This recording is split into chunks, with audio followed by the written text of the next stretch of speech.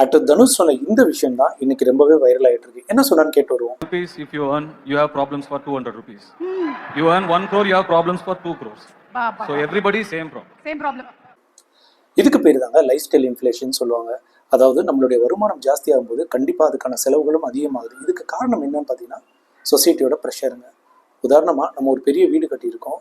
அந்த car பார்க்கிங்கில் car இல்லாமல் இருக்குன்னா யாரோ வந்தானே என்னன்னா இவ்வளோ பெரிய வீடு கட்டியிருக்கீங்க கார் இல்லை அப்படின்னு நம்மள அறியாமல் நமக்கு ஒரு ப்ரெஷர் வந்து உடனே ஒரு கார் வாங்குவோம்.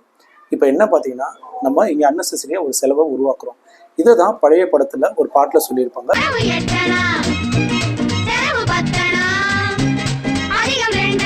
வரவு எட்டனா செலவு பத்தனா. அந்த காலத்துல இருந்து இந்த காலம் வரைக்கும் இது தொடர்ந்து நடந்துகிட்டே தாங்க இருக்கு. எப்பெல்லாம் உங்களுடைய சேலரி இன்க்ரீஸ் ஆகுதோ அப்பெல்லாம் உங்களுடைய ஸ்பெண்டிங்கும் ஜாஸ்தியாகுது.